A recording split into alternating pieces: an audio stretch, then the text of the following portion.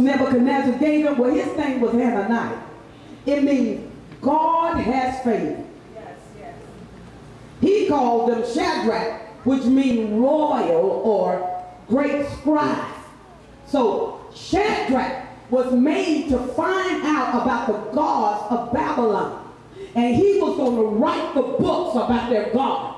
He was going to be Nebuchadnezzar's interpretation. He was going to be the tongue in his mouth and the voice box in his throat. And everything that Nebuchadnezzar said, Shadrach's job was to write it down. Right. He was the interpreter of the language. Meshach, whose name means Mishael. Mishael name means who is what God is or made like unto God. And Meshach means guest of the king. All right. So he will always be in a transitional state of mind. He will never get to where he know who he is. He will never get to know how he is. Because by the time he locked down, it was all the job of the unit to shift Meshach. Because Meshach had to remain insecure because he was the guest of the king. And he had to be fitted to slip him into Nebuchadnezzar's chambers at night. Y'all see that? How else you going to be the guest of a king? And you are a male. Nebuchadnezzar had some serious problems, issues. And so Meshach was going to be groomed to appear and appeal to what the king wants. He had to appeal to the mind of Nebuchadnezzar. And he was only there for his entertainment.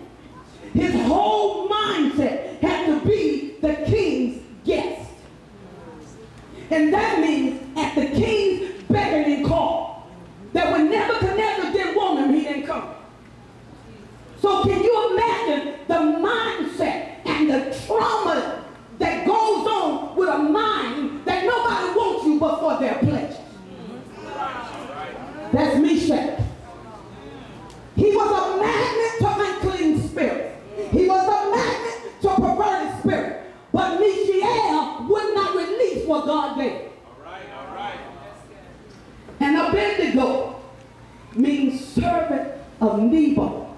He was being groomed for the temple of Nebo. Nebo was a terrible god. He stood between 9 to 12 feet tall, made of pure brass.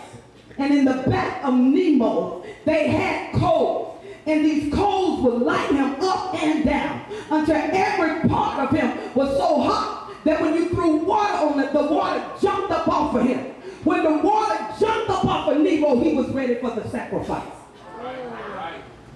Abednego's job was to make sure Nebo get his sacrifice. You can never sacrifice Abednego, but you can never sacrifice without him. So they were going to groom him as one of the temple servants to take an offer up unto God. Now you see why God was so urgent to let Nebuchadnezzar know who he had. But they left out one that wasn't here. His name was Daniel, the might of God. And he called Daniel Belteshazzar, Lord of the strange treasure. That means the marketplace, the administration, the government, and the operation was going to be in the courts of Daniel. Because he discerned the mindset of Daniel. Daniel was a young boy, but there was something about him. He seemed to be more skilled and more organized. He seemed to know more. His mind was brilliant. So he couldn't take and play with Daniel. Because there was something about Daniel that said, you know what? You cut everything off, but you still ain't getting it hit. Come on, y'all. So what he said was, take him to my administrative building. And let him be around all of my governors and the political arena. So he named him Lord of the Strange Treasure. Why? Because Daniel, if they ever steal, Daniel was going to be the one who tell. If they ever cheated, Daniel was going to be the one who informed the king. That's why he was Lord of the Strange Treasure. He was going to raise them up to be the king's eyes and ears. So God called him, God is my judge. So when Nebuchadnezzar set out to conquer Israel and Jerusalem, and the moment he touched Daniel, the judgment of God went into effect. The moment he touched him. That's why some people touch you. Whatever you touch it, that's what goes in effect. Come on, somebody. That's why God said, touch not my anointed and do my prophets no harm. Because once you touch them, everything goes in effect. You may not know it, you may not believe it, but it goes in effect. So God's judgment went into effect day one. Come on, everybody. Jehoiakim is the king of Judah.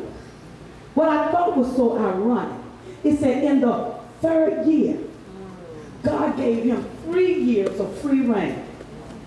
3 years to think about what he was doing. 3 years to consider how he mocked Jehovah. 3 years to see how he didn't yield to Jehovah. 3 years to see how he had turned a nation around. And God said he was the king of praise. He wasn't even the prince of praise. He was the king of praise. He was the king of worship. He was the king of submission. He was the king of empowerment. So that means within a 3-year span, God was showing Jehoiakim, which means the one that God raises. Come on, y'all.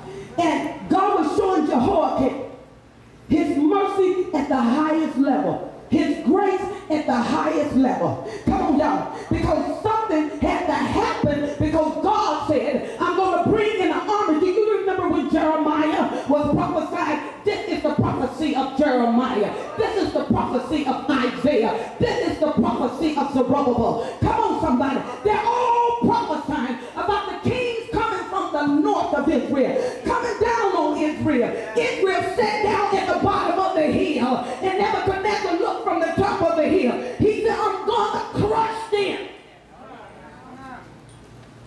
So the king of Judah raised up. And when the king of Judah raised up against God, he invoked the king of the Chaldeans.